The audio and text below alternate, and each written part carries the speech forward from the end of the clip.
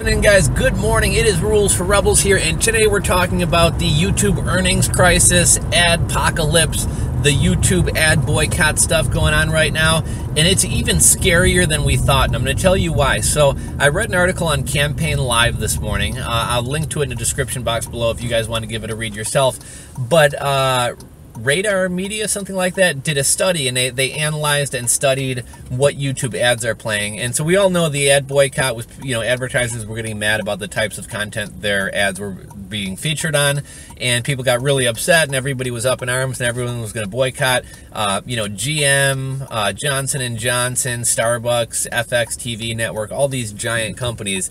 And here's what's kind of crazy. Less than 50% of the companies who said they were going to boycott actually did boycott. So, we all thought that we were hugely being affected by ads and everything because, all these big blue chip companies were boycotting. And it turns out, a lot of them wanted to run their mouth, but very few of them actually followed up and stopped running ads. So I think that's interesting. And all along I've been saying, look, people like to make a stink about things. People like to whine. People like to protest, whatever. It's just a society we live in. And that's kind of what the advertisers were doing. But I said, look, advertisers need to be on YouTube. Like, YouTube is the new TV. YouTube is the way to reach the younger generation. YouTube is where most people are spending their time. YouTube is the second largest search engine in the world. So I said, these they may want to kick up a stink for a little bit, but these advertisers will be back. Well, it turns out that half these advertisers never left in the first place. It's kind of like all these celebrities that said, oh, if Donald Trump gets elected, I'm leaving the USA. I've yet to see any of these people move to Canada. As far as I know, Amy Schumer and a lot of these other people are still living in the US. So it seems to me to be kind of one of those types of things. But here's what the scariest part to me is so supposedly all these companies were leaving.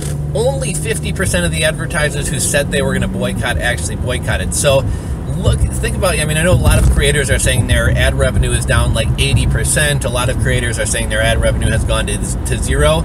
And think about this, only 50% of the advertisers who said they were going to leave actually left. So if people were affected this drastically, and in reality only half the people that we all thought left, imagine if all these advertisers actually left. Like, would everybody's ad revenue have gone to like zero? Like, to me, that's the scariest thing about this whole thing, is only 50% of the advertisers who said they were going to leave left, yet everybody's still seeing their earnings go down so low. So, imagine if all of them left, would it be even worse? Maybe YouTube was being extra cautious. I know YouTube kind of canceled display ads, period, until at least, I believe it's June, when they can get some more filters and stuff like that in place.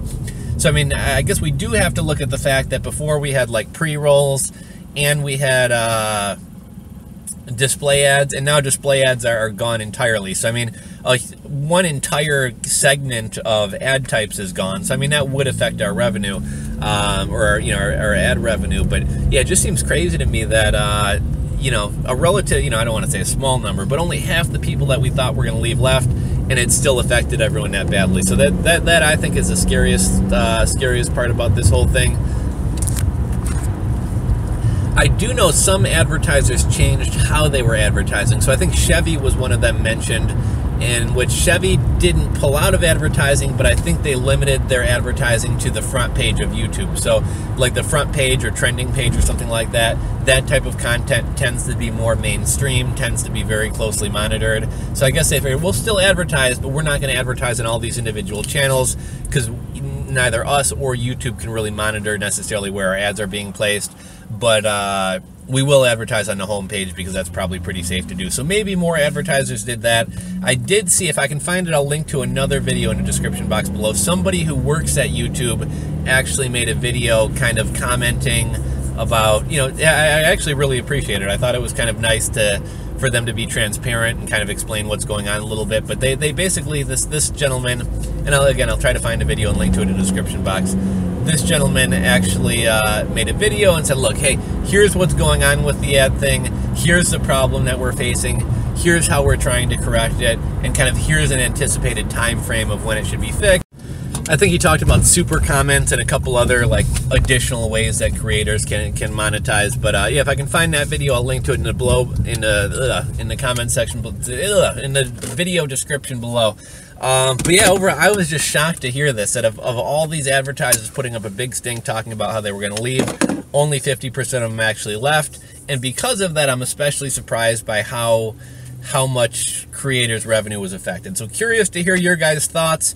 Curious to hear if you're surprised by this, if you're not surprised by this. Drop a comment in the comment section below. If you enjoyed the video, give it a thumbs up. If you're not subscribed, smash that subscribe button.